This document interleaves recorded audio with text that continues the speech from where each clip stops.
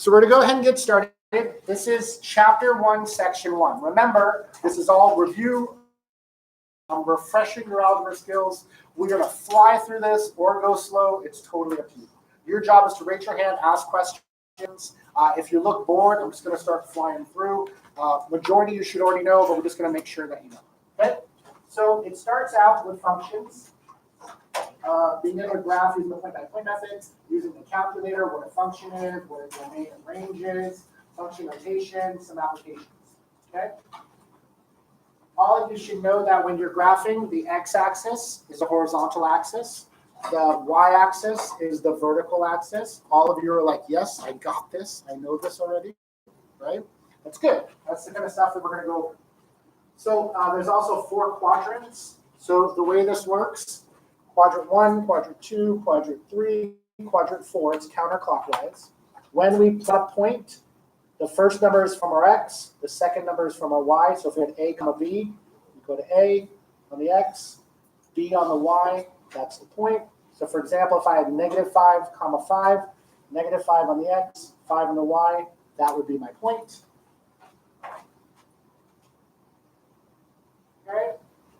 So if I had to graph -4, 6, this would be the 6. This would be the -4. You can see where they cross. -4 here, 6 here. Where they cross is the point. Remember that a graph of x equals -4 is a vertical line. A graph of y equals 6 is a horizontal line. Where they cross is the point. Now, a one-to-one correspondence means that we have one exact point for every ordered pair. So if I have the equation y minus x squared equals 5, a solution would be a number that makes that true.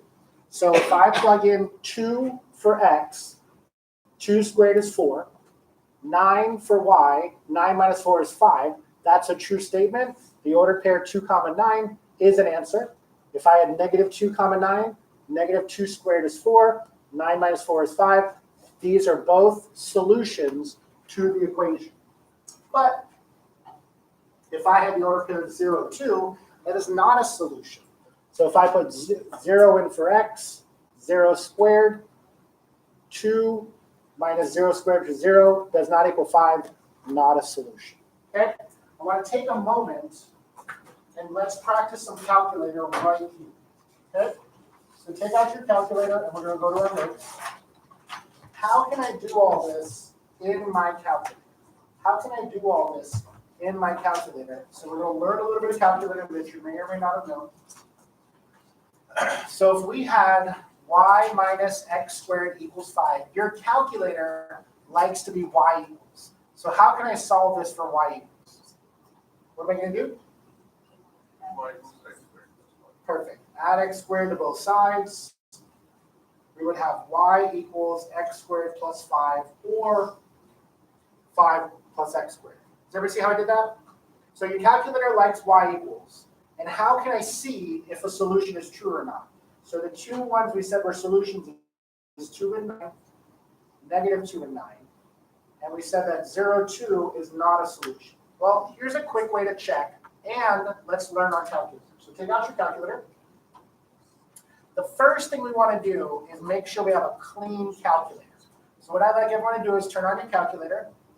Hopefully your batteries are stronger than mine. Go to y equals, and notice I have nothing in y1, nothing in y2. Make sure all that's clean. Make sure there's nothing in the y's. And if you have something highlighted like I do, we want to turn that off. So if you have something like plot 1 highlighted, go up to it, hit enter, and go down. Okay? So to have a clean calculator, press y equals, make sure all the plots are off, and nothing in y equals. Are we okay? I'm going to put that equation, y equals, here. So I'm going to put x squared plus 5. So x is located here to the left of stat. Squared is located to the left of the comma above the 7, plus 5. So I told the calculator that I want x squared plus 5. Are we okay? But really what I want to do is plug into that equation and check it. So see where it says table set in blue or yellow, depending on your calculator? So if it's blue or yellow, what do I have to do? Second window. So everyone push second window. And again, stop me if you have questions. Your table probably says auto, auto. Are we okay? That's how it comes from the factory. But we want to change it to ask auto. So go to the independent, put your cursor on ask, and push enter. Oh, don't die. And make sure it's ask auto. Yep, so change it from auto to ask. So move your cursor to ask, push enter. When you move away from it, it should say ask auto. Stop me if you have any questions. Are we okay? What we told the calculator is, ask me what the X, the independent is, and automatically tell me the Y. Are we okay? So let's go to the table feature. Second graph. If you have anything in there, hit delete, delete, delete. You plug in the X, it goes to the equation, plugs it in, and spits out the Y. So we said 2, 9 is the solution. So when you type in 2 and hit enter, what should come out? And it does. What's the other one we're going to check? -2. Now, negative is a whole separate button down here. So negative is a whole separate button down here. -2, and what should come out? 9. So it's true. Now, if you're not able to plug in numbers, you're still on auto. Okay? So anybody not able to plug in numbers? Okay? So remember, it's going to be ask auto. Second table set. Oh,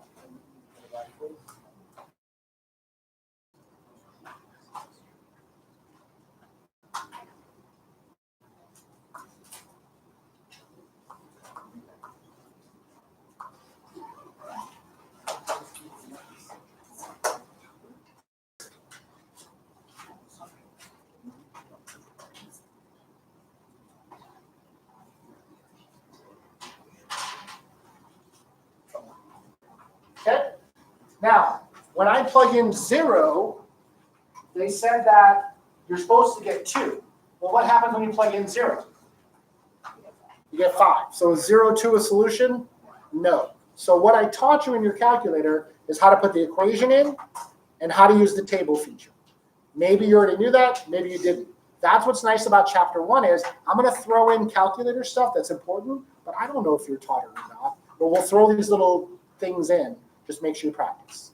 Are we okay? All right, so back to the notes. And please, please, please stop me if you have any questions. So if I wanted to find out what happens when X is 4, go to your calculator now, plug in 4. Go to your calculator now and plug in 4. And they're saying that when you plug in 4 and solve it, you should get 21.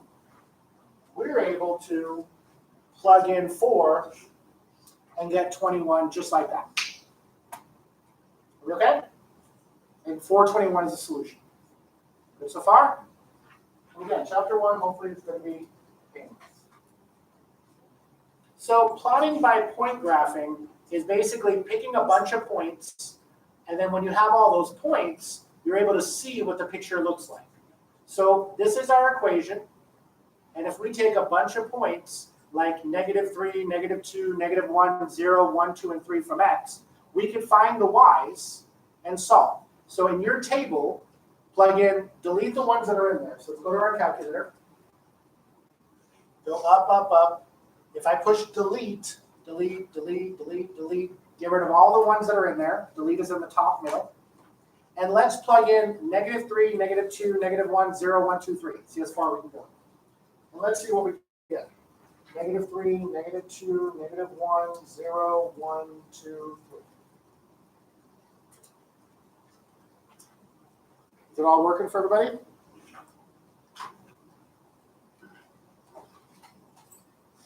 Now, if we do this by hand, That's the work involved to get the same thing. We just saved all that time by doing it in the calculator. Okay? Now, if I plot all those points, those are my solutions, and I plot them, what shape do you see? What's that called? A parabola, right? Because it's an x squared. X squared means it's quadratic. Quadratic, the shape of it is a parabola. And you see the shape of the parabola. If I connect the dots, you'll have the parabola.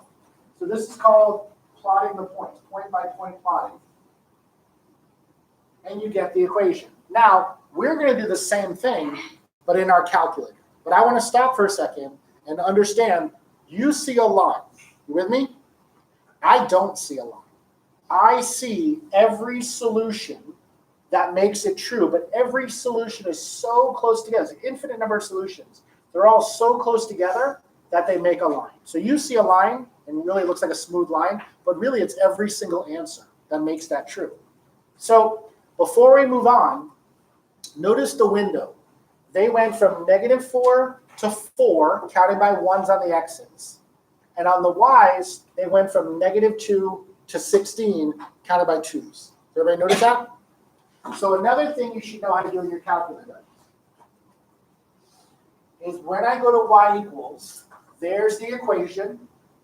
Everybody with me? Go to window in an appropriate window. So what was their x minimum again? What was it? -4, not subtraction 4, -4. What was their x max? 4. And what was their scale? What did they count by? 2. They did one by ones. What was the y minimum? -2. It's like a memory game. You guys are famished. Okay. What was the y maximum? And what was the y scale? Memory's coming back. So I put the equation in y1. I push the window button. Now hit graph. There's your parabola. Now again, all of you probably have done this before. None of this is new, but that's what we're going to refresh. How to use your calculator, how to do it. Any questions so far? So by hand and in the calculator. Okay? Question? So over here, you scroll through the graph. It's like 4.96. Is there any way to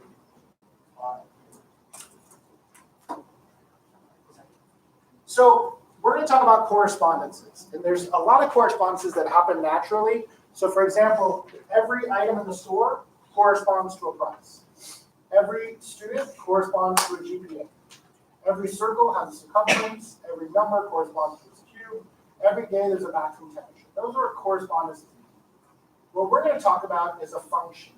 And a function is a correspondence between two sets of elements where the first set corresponds to one and only one element of the second set. Bottom line, and it's going to say this in the slides over and over again, if you're a function, every x has a unique y.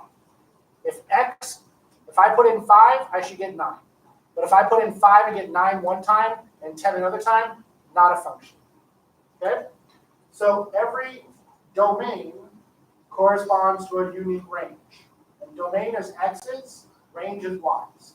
So an example of a function, every time you plug in -2, you get 8. Every time you plug in -1, you get -1, and so forth and so on. This is a function.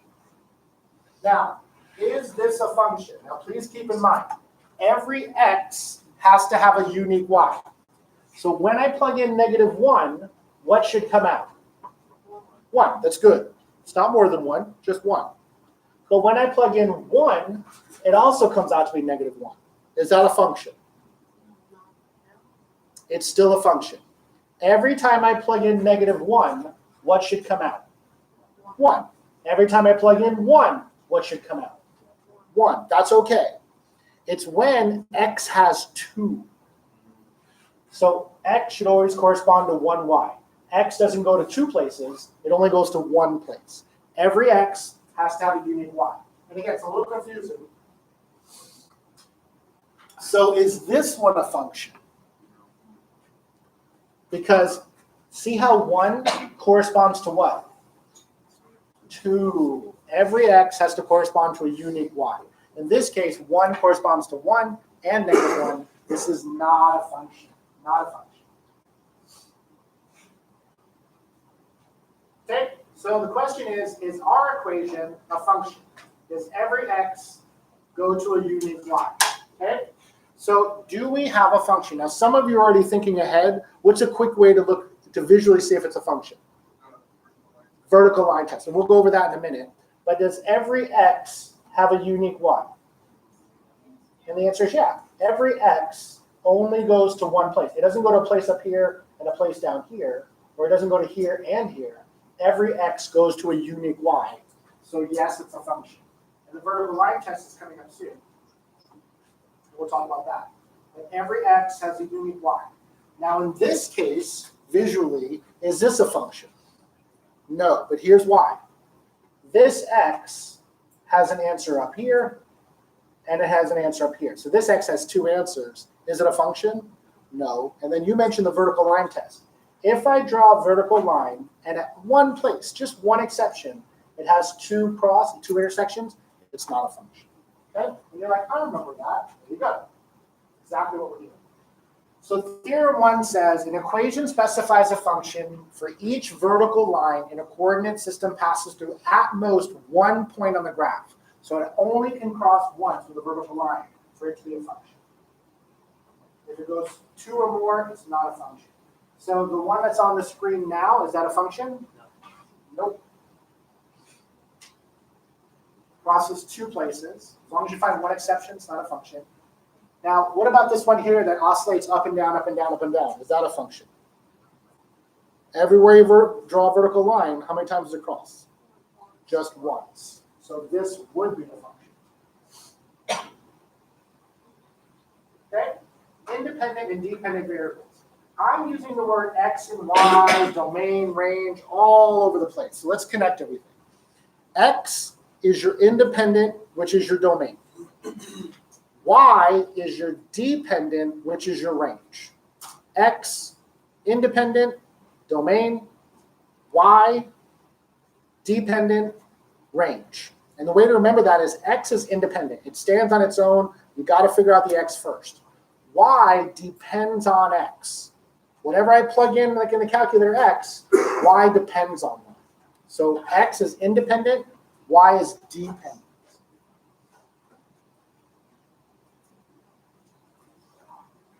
So if I have the graph y equals square root of 10 minus x, assuming that x is independent, the question is what x's work and what x's don't. So domain is what works, what doesn't. So first of all, what do we know about square roots? What are some things that jump out at you about square roots? What's the square root of 9? 3. Square root of 16? 4. Square root of 25? Square root of -4. Ooh, something weird happens. What happens when you take a square root of a negative? You can't, right? You get an imaginary. It's a whole other branch of mathematics. So what we know about square roots is what's under the square root cannot be negative, right? So we solve for x, because remember, x has to be greater than 0. Greater than 0 means it's positive, right? So 10 minus x greater than or equal to 0. To solve for this, how to get rid of 10? Subtract 10, subtract 10. Negative x greater than or equal to -10. How do you get rid of times -1? What's the opposite of times -1? Divide by -1, divide by -1. When you divide, the inequality flips. So x is less than or equal to 10. The only numbers that will work is if it's less than or equal to 10. That's a domain. A domain is what x's will work. The only numbers that will work is anything greater than or equal to 10. So 2 ways to write the domain. I can write it in inequality notation. X has to be less than or equal to 10. Or something called interval notation. So if anything less than 10, what's less than 10? Negatives. How far does that go? To which infinity? Negative infinity. Negative infinity is always parenthesis, because it doesn't end. And it goes to 10, but is 10 included or not included? What the heck does that mean? equal to 10, so it's included, so we put a bracket. If it didn't have the equal to, I would have put a parenthesis. Do you remember doing all that?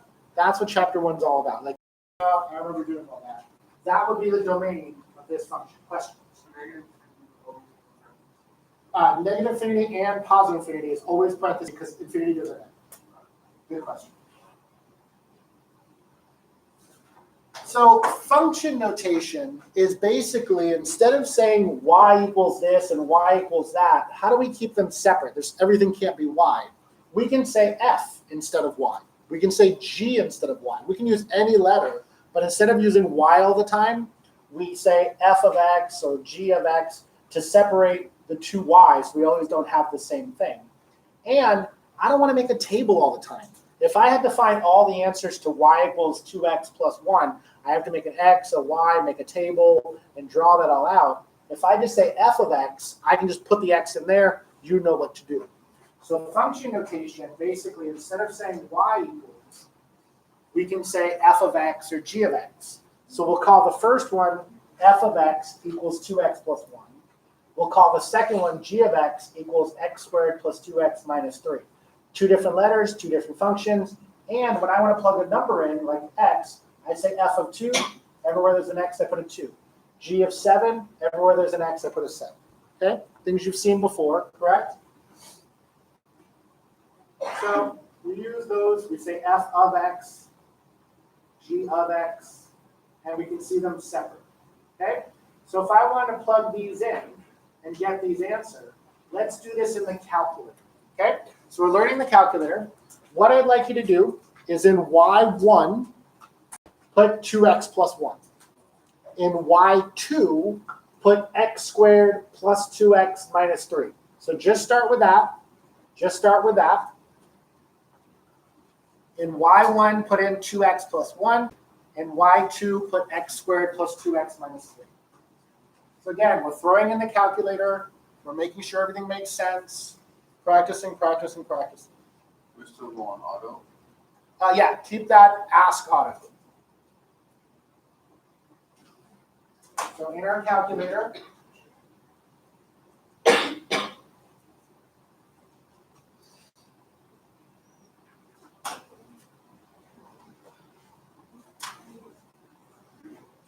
so we go to y equals y1 is going to be 2x plus 1, enter.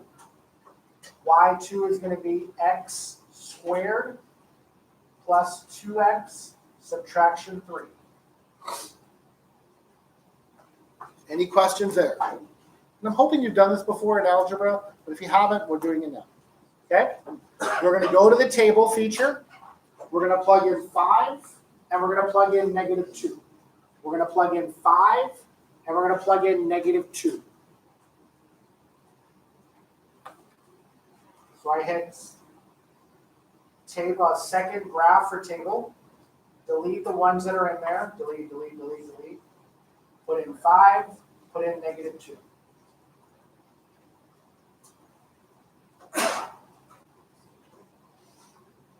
Again, please raise your hands. I don't want to go too fast, and I also don't want to go too slow. Because we're reviewing algebra, but hopefully we're learning the calculus. Okay? When I plug in 5 into the first function, the result is 11. When I plug in 5 into the second function, the result is 32. When I plug in negative 2 into the first function, the result is negative 3. When I plug in negative 2 into the second function, it's also negative 3. So what does that mean about negative 2? Negative 2 comma negative 3. It's a solution for the first one, and it's a solution for the second one. So if I graph it, if I graph both of them, what does that mean? It's where they intersect. It's the same answer, so it's where the two graphs intersect. Now, what you just did in like 2 seconds, here's the work. You plug in 5 into the first function, second function. You plug in negative 2 into the first function, second function. So we're learning how to use our calculator. We're learning about functions. Now, if I wanted to graph both, We just have to put y1 the first function, y2 the second function, check. Then we're going to use a standard window. So at this point, if you hit zoom 6, zoom is in the top middle, and then the number 6, it gives you a standard window, negative 10, 10, negative 10, 10, all the way around. You should be able to see zoom 6. There's the first function, there's the second function. Now, does it cross at negative 2, negative 3? Yep, but it also crosses somewhere else. Does anybody remember how to find where they intersect? What is it? Okay, so we're going to hit, we want to calculate, so everybody hit second trace. You want to write this stuff down. Second trace. What are we looking for? 5 for intersect. And then what? Enter 3 times. Enter, enter, enter. So you hit second trace, choose 5 for intersect, and then hit intersect 3 times. So enter 3 times. So what's the intersection? 2, 5. But there's 2 intersections. Repeat the process on your own. Second trace, 5, enter, enter, enter. Second trace, 5, enter, enter, enter. There's a problem. What's the problem? Second trace, 5, enter, enter, enter. No. I want the other one. How do I get the other one? Alexa, move it to the other one. Does that work? No. How do you find the other one? All together. Second trace, 5 for intersect, but before you hit enter, enter, enter, before, move it closer, left, left, left, left, left, left, left, move it closer to the other one, and it will find whatever's closer. Enter, enter, enter. Then hit enter 3 times. There's your other intersection. And we'll be doing this a lot. When we want to find where 2 lines intersect, pretty soon we're going to try to find where something's maximum or minimum.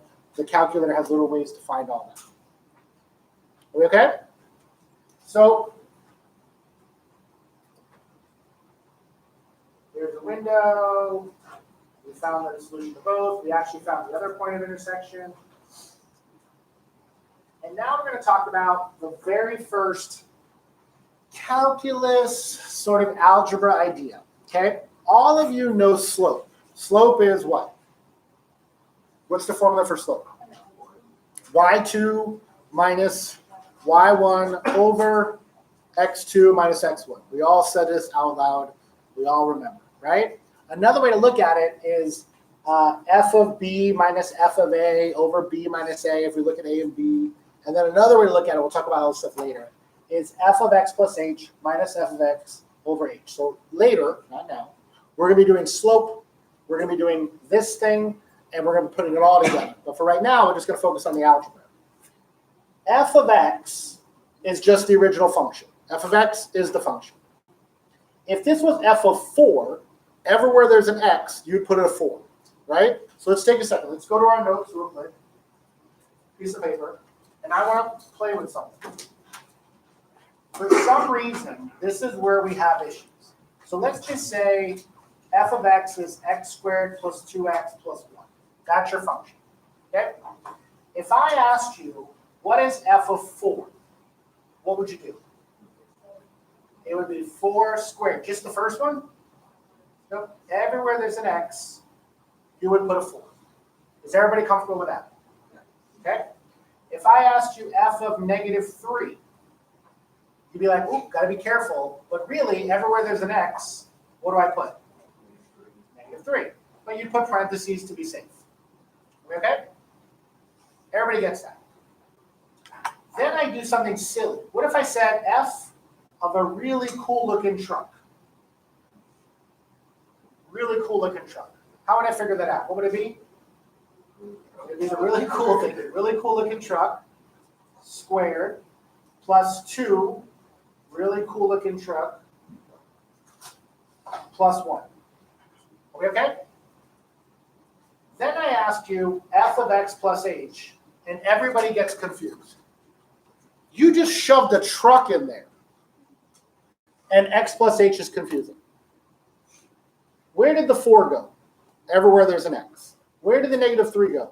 Everywhere there's an x. Where did the truck go? Everywhere there's an x. Where's the x plus h going to go? Everywhere there's an x. It's the same thing. But we get a little freaked out or worried when we see this because it looks awkward. But it's the same thing. Then I even ask something easier, like, what's f of x? You're putting x in where there's x, so what is that? It's the original. But we get confused at these two, but if you can do the ones above, it's exactly the same. Are we okay? That's what we're going to be doing in a minute. So any questions on that? So if I give you the function 2x plus 1, and I ask you f of x plus h, where am I going to put the x plus h? Where there's a x. Does everybody see where this came from? Now, when you have the slides, you have to fill in the little details. How did I get from this step to this step? What did you do? Distribute the 2. 2 times x is 2x. 2 times h is 2h plus 1. Are we comfortable with that? So you'll notice that sometimes it jumps little steps, but it's the steps that you should know. But don't hesitate to ask them. So does everyone see how f of x plus h is 2x plus 2h plus 1? Does everybody see how I did that? The next question is, what's f of x? F of x is just the original, okay? So to fill this in, you need to know f of x plus h. That's right there, 2x plus 2h plus 1. Subtract f of x, 2x plus 1, and the whole thing is over h. Okay? So again, I'm going to show you the work. The top part is f of x plus h, we figured out, minus, why is the 2x plus 1 in parentheses? Should it be in parentheses? Yes. Because are we subtracting the first part or are we subtracting the whole thing? The whole thing. So what do you have to do to that subtraction? Distribute it. So you'll notice we'll get minus 2x minus 1. And again, everything has to make sense. You're thinking I'm jumping steps. I'm filling in the steps, but you got to understand those steps. At this point, what happens? Clean it up a little bit, simplify. What happens? 2x minus 2x, 0, cancel, 0. What else? 1 minus 1 is 0. What are you left with? And I'm supposed to put the whole thing over h. And what's 2h over h leave you with? 2. Take a minute. Look at this. We're about to do a harder one. Any questions? This is all algebra. It's going to connect to, if anybody had calculus, instantaneous rate of change, derivative, all that stuff is connected to this. It all starts with slope. It's all algebra. Okay? Any questions on how I got 2? See, that's what's what I'm looking around. I see half bored, half totally confused, and then the middle. We'll see. Okay? So if we understood that, your job is to try this one. Okay? So here's your function, a little bit harder. Let me get you started. And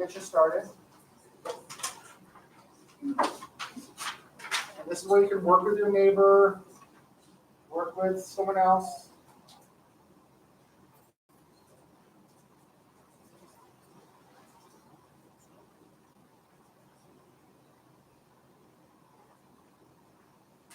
Okay, so I'm going to switch to my notes. Here's the problem. Okay, I want to do this here is your function, g of x equals x squared plus 2x minus 3. If we break this down into steps, the first thing you're going to do is plug in x plus h and clean it up. Then you're going to plug in g of x. Let's just do that first.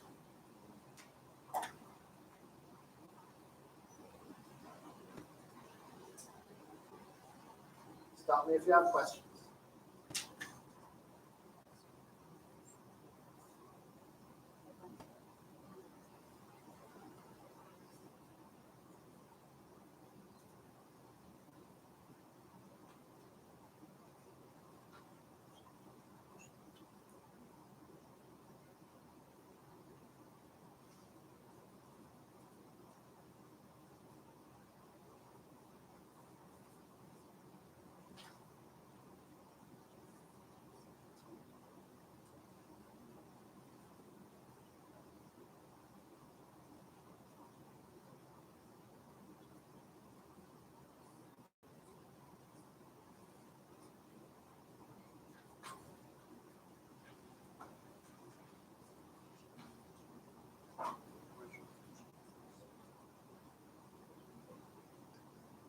Make sure you simplify where the algebra comes in and all that wonderful stuff.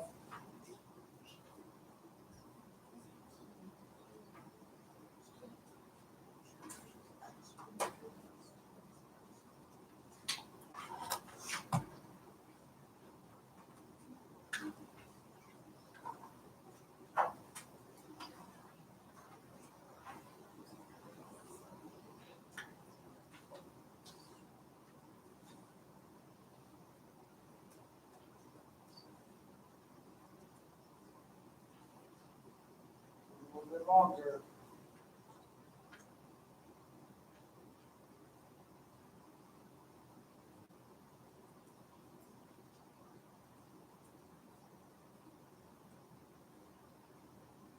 Do you remember algebra? Yes or no?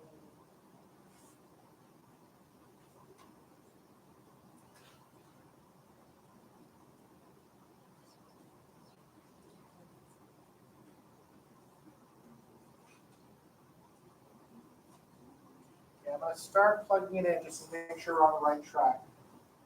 X plus h squared plus 2x plus h minus 3. And then here would be x squared plus 2x minus 3.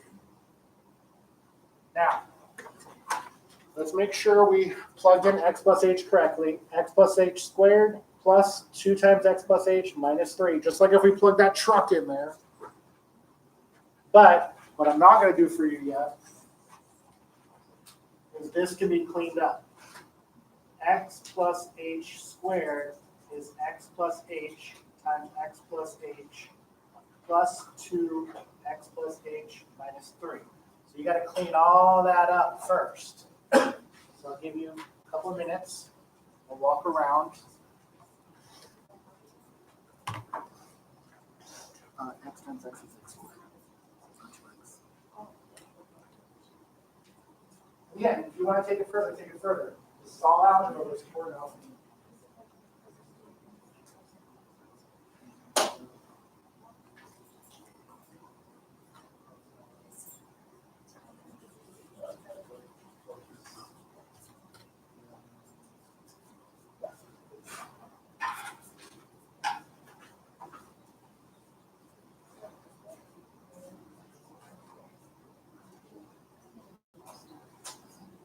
Yeah, well, if anything does count. If it doesn't, it doesn't. Sometimes it doesn't count. Okay, I'm going to work out the algebra. Some of you are faster, some of you are slower. No worries, take time to practice. X times x is x squared plus xh plus xh plus h squared. Distribute the 2 plus 2x plus 2h minus 3. We can combine these two. X squared plus 2xh plus h squared plus 2x plus 2h minus 3. That's a lot of algebra. Now, we have our pieces, So let's put our pieces together. G of x plus h is x squared plus 2xh plus h squared plus 2x plus 2h minus 3 minus the original function all over h. I'm going to do it all at once. They did it separately, but I'm going to do it all at once. So this piece, g of x plus h minus g of x all over h. So if I continue with this, x squared plus 2xh plus h squared plus 2x plus 2h minus 3 minus x squared minus 2x plus 3 all over h. Let's stop there just for a second. Now, if you made a little mistake along the way, just be careful. If this stuff is like really, really hard for you, then we're going to have to sit down and work on this. But it's all algebra. I know all of you can do. Okay? Now, once we get to this point, how can I clean up the numerator? What can we do? What happens? Which ones? X squared minus x squared is 0. 2x minus 2x is 0, which leaves me with, oh, the 3 as well. Negative 3 and 3. So this ends up being 2xh plus h squared plus 2h all over h. Stop there. Almost done. What else can I do? I can divide each one by h, or since in Appendix A it's a lot about factoring, you can factor out an h. So we have h parenthesis 2x plus h plus 2 over h. H divided by h is 1. So our final answer is 2x plus h plus 2. Now, all of that was algebra. If you made a mistake, it's probably a small detail. Just be careful. But that's the algebra we need to be able to do calculus. So that's why Appendix A is super important. You need to know how to factor. You need to know how to simplify, combine like terms, multiply, add, subtract polynomials. All that's in Appendix A. All of you can do that. But if you can't do that, this is the beginning of calculus. This is where calculus begins, is this formula that all has to do with algebra and slope. We okay? Just practice, practice, practice, practice. So I'm going to flip to the notes. And again, the notes do the same thing. All of you have access to this. G of x plus h, g of x. You subtract g of x plus h minus g of x. Simplify. Divided by h, and we get the same answer, 2x plus h plus 2. Are we okay? So the part about class and the part about watching this video is I get to help with all the steps in between. Are we okay? But you have access to all of this. Now, take a deep breath. Here's our last part of section 1. A lot of chapter 1 stuff, okay? I'm going to kind of fly through this because it's important stuff, but I'm going to highlight what's very important. Because it's calculus, for business and social sciences, we're going to do algebra, calculus, all tied to business. And if you run a business, your job is to maximize profit, okay? I don't want to assume you know profit, cost, revenue, all that stuff. How does that work as far as functions? Well, the first thing you need to know is cost. Cost has 2 parts. There are fixed costs and there are variable costs. Fixed costs are things like your plant overhead, your product design, your setup, promotion. Those are what I have to pay to run my business. Variable costs are tied to maybe how many items you produce. If I produce 1, or if I produce 1,000,000, those are different costs. So fixed cost, the one that stays, it's kind of like your y-intercept. And then your variable cost is kind of like your slope. It's the change. What changes? Revenue is how much money comes in. How much money comes in. And to figure out revenue, you need to know 2 things. 2 things to figure out revenue. And you already know. If I'm selling pizza and I want to know how much money I made today, what are the two things I need to know? All I sell is pizza. How many pizzas I sold, I need to know quantity, and how much I sell each pizza for. So to figure out revenue, you need to know quantity and you need to know price. Those are the only two things you need to know. And again, it depends on how many items you have and all that. But to keep it simple, that's revenue. And what happens if your revenue is less than cost? Is that a good day or a bad day? Bad day, you lost money. What if your revenue equals cost? Break even. Is that a good or a bad day? Depends how you look at it. You didn't lose any money, but you didn't make any money. Some businesses say they just want to break even the first year, just make it, and then they'll worry about making profit later. And if your revenue is above your cost, then you make something called profit. Okay? Profit is revenue minus cost. When the profit is lower than zero, you've lost money, you have no money. When the profit equals zero, you broke even. When cost equals revenue.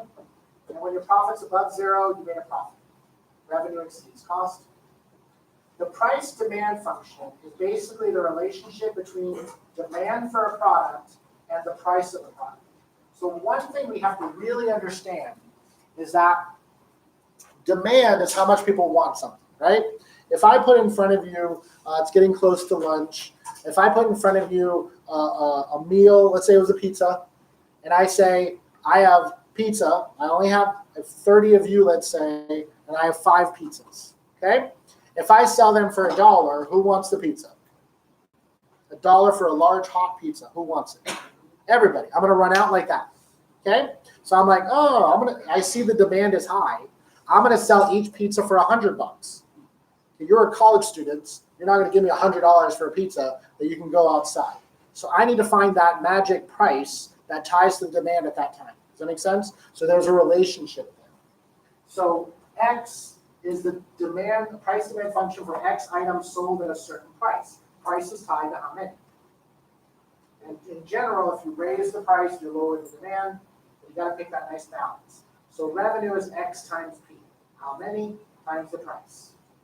So if I tell you your price function is 1,000 minus 5X, this is price, X is how many, how would you figure out revenue?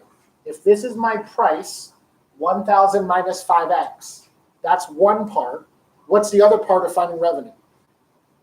Price and quantity, right? Quantity is X. So if this is my price function, to find my revenue, I need to multiply by X. Now let me back up 1 second.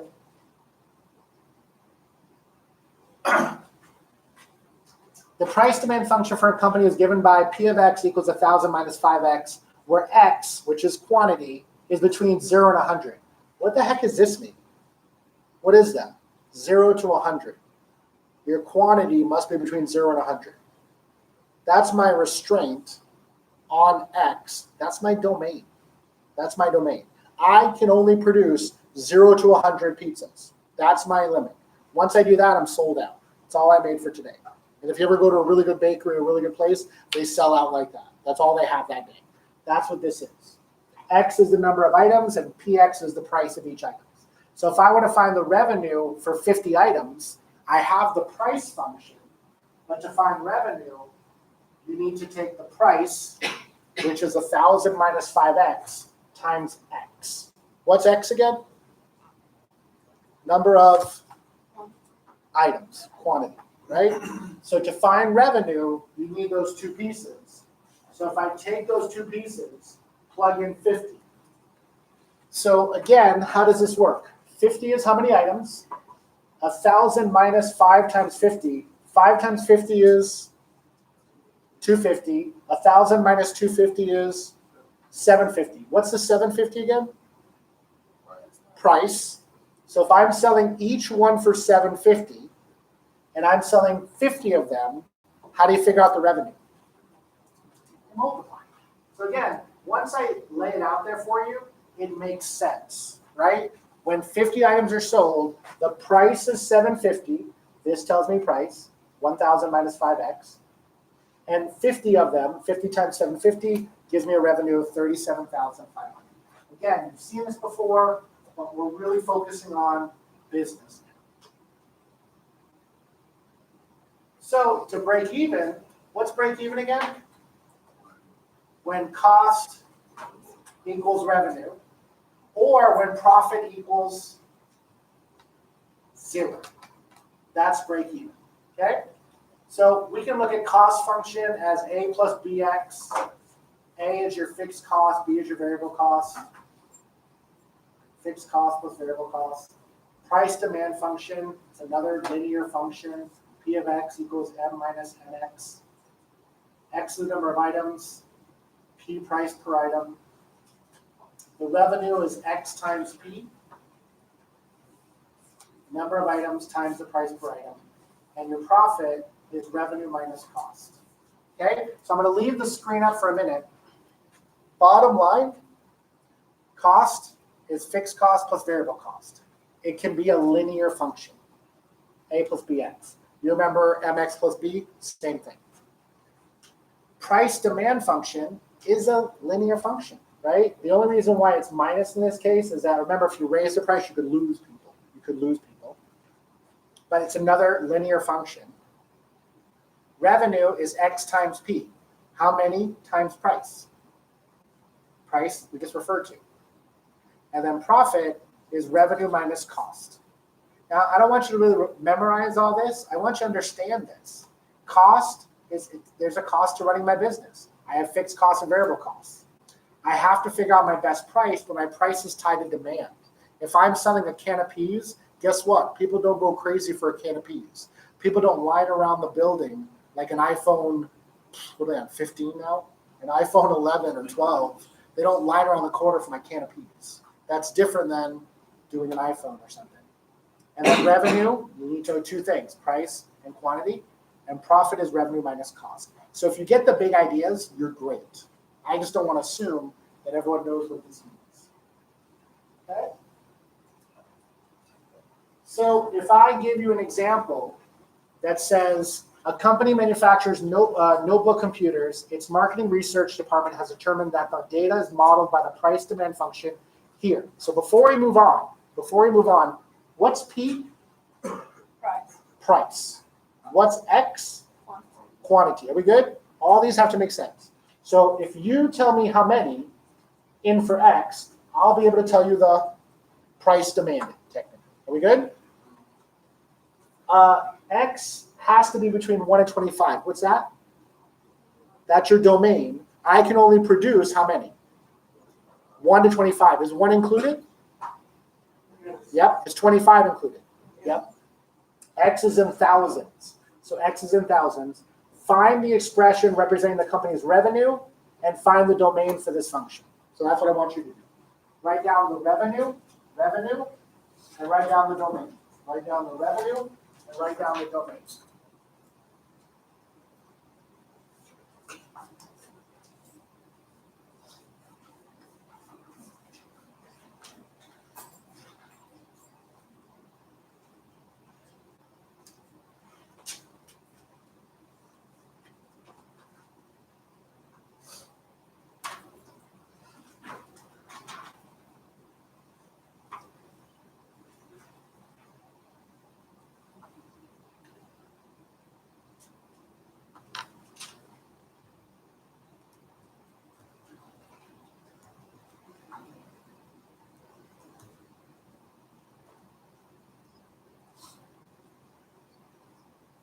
We'll give you a couple minutes.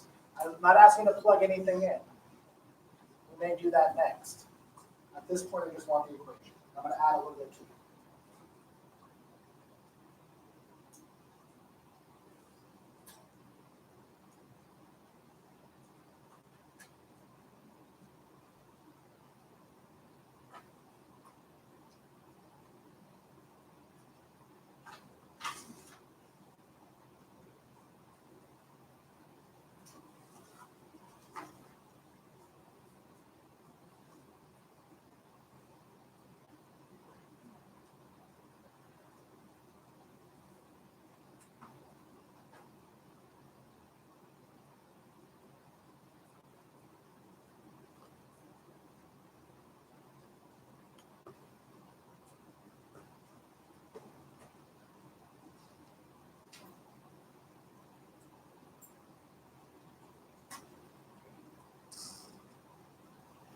Okay, if you're fast, I'm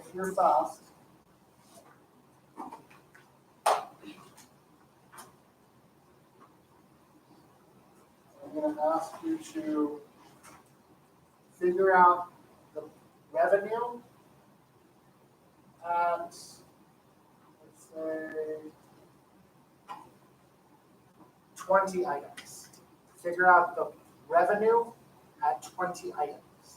Figure out the revenue at 20 items.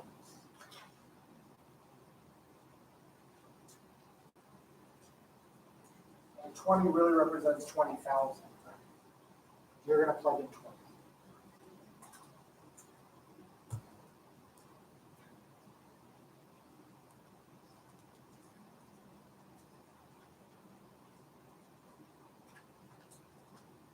Here's your count.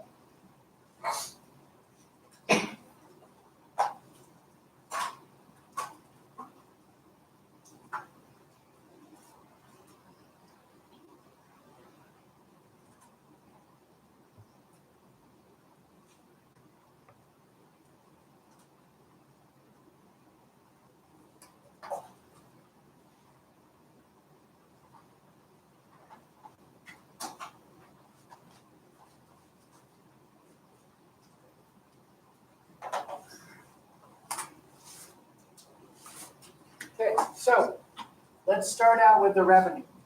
To find revenue, it's going to be X times P. X times 2,000 minus 60X. So your revenue function is 2,000X minus 60X squared. Okay? Either the first one, X times 2,000 minus 60X, or the second one, 2,000X minus 60X squared would be appropriate. Are we okay? I'm going to use the first one to plug in 20. Now remember, 20 means 20,000 items. And the reason why I'm going to do it this way, I'm going to do it by hand. I'll also show you the calculator. But if X is 20, 200 minus 60 times 20, I'm doing it in pieces to remind you that 20, oh, thank you, 2,000. 20 is the number of items. When I solve 2,000 minus 60 times 20, you get 800. So I want to stop there a second. The 20 represents the number of items in thousands. And the 800 represents what?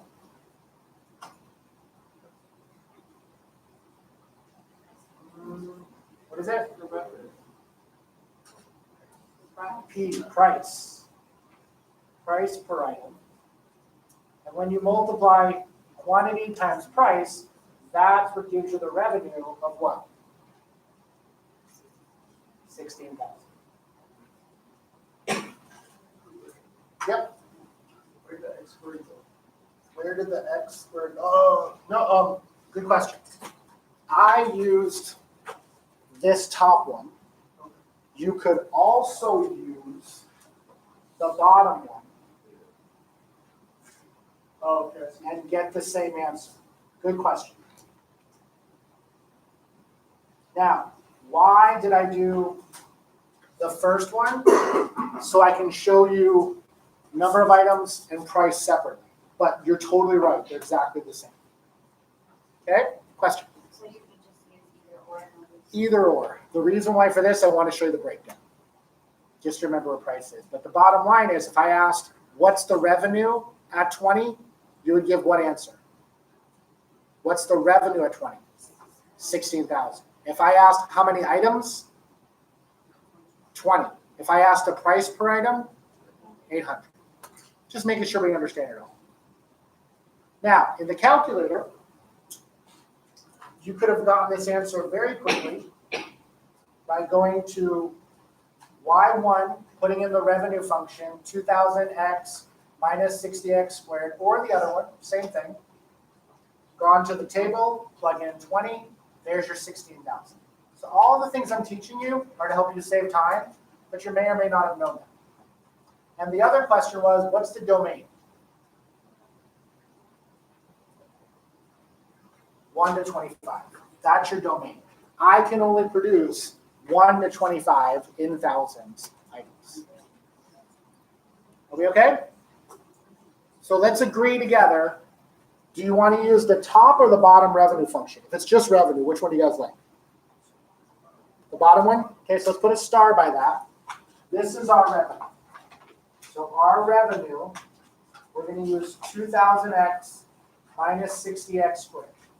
Are we agreed? Okay. Now, the next part of the question. So there's the work that we just did. Now I'm telling you the cost is 4,000 plus 500x. So you have revenue, done. You have cost now. I want the profit function. Give me the profit function. You have revenue, you have cost. Now I want the profit function. You have revenue, you have cost. Now find the profit function.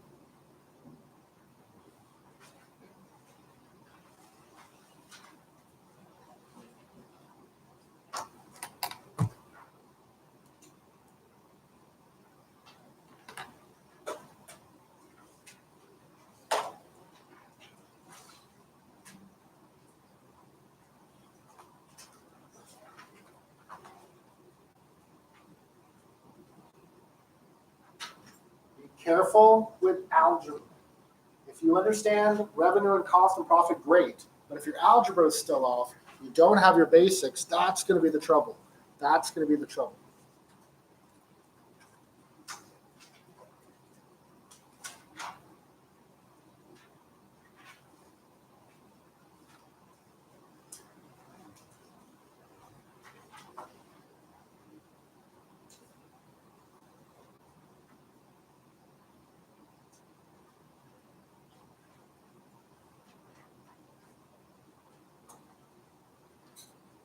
About 1 more minute. All I want is the profit function. All I want is the profit function. Remember your algebra. Be careful.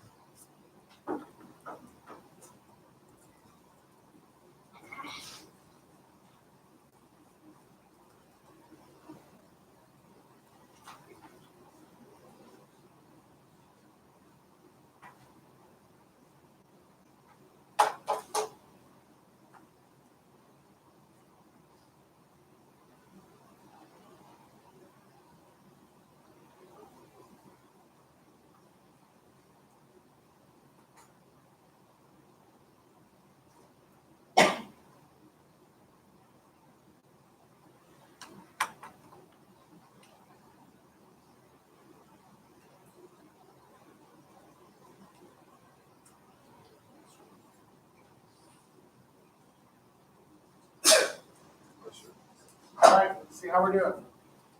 So all the things we learned, how do you find profit? Profit is what? Profit is revenue minus cost. Now please be careful. This is what I'm talking about. It's algebra. It's not all of you know what to do. So define the profit function. X is number of items. Revenue is 2000x minus 60x squared minus cost of 4,000 plus 500x. Stop there. Is 2000x minus 60x squared minus 4,000 plus 500x correct? No. Wrong. You're like, how is it wrong? It's revenue minus cost. What did I do wrong? Parentheses. Now, some of you are saying, that's silly. That's a little mistake. Well, you tell your boss the difference between minusing 4,000 or adding 4,000. Does that make a difference?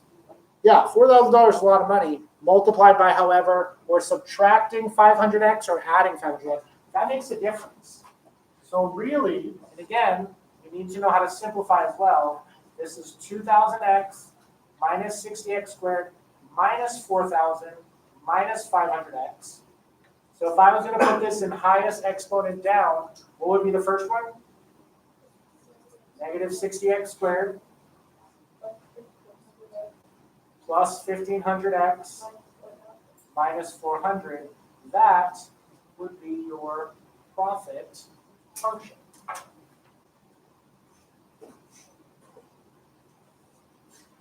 Now, I'm going to go to the notes real quick.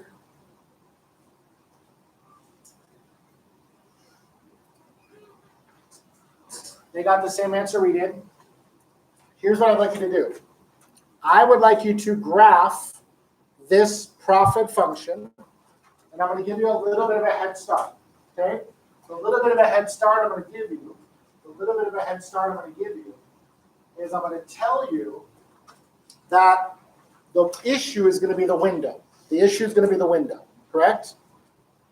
I already have a clue. What's the domain? 1 to 25.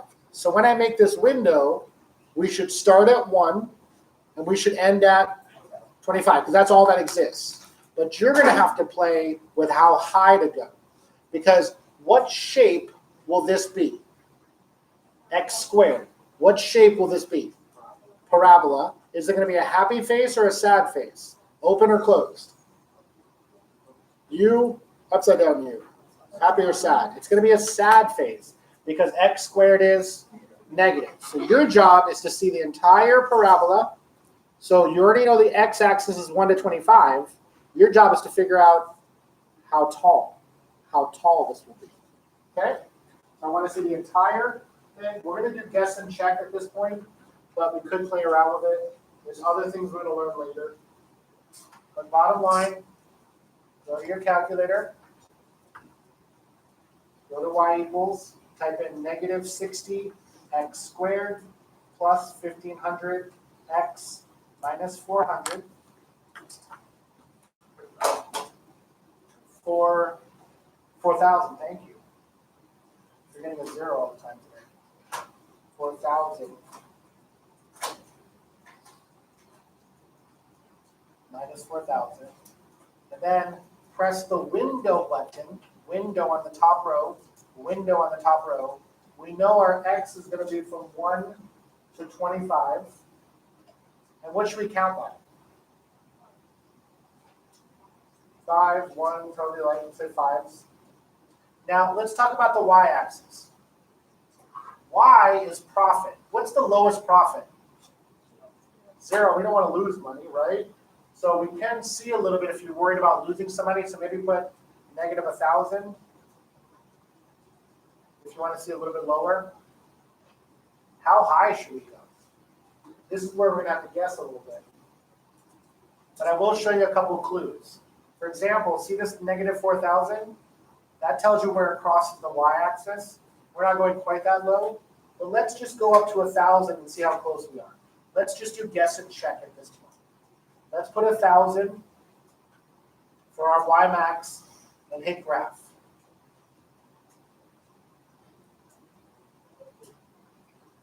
Do we see it all? So what do we need more of? We need more y. So maybe change it to 10,000 and count by thousands. So again, there's a lot of ways we can do this faster. But right now, we're just learning how to play with our window.